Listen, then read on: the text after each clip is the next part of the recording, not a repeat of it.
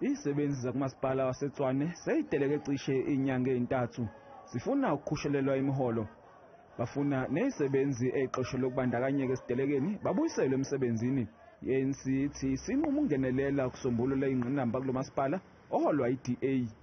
We've asked the MEC responsible for local government, MEC Zika, to engage with Tshwane because we are worried the situation is unbearable.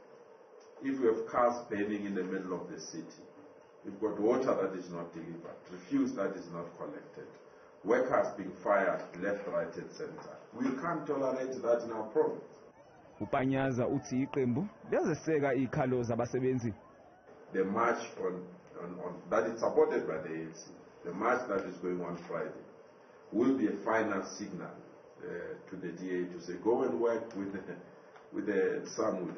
There's no one who can, when all municipalities have agreed on a certain decision, one municipality wants to define itself outside that decision.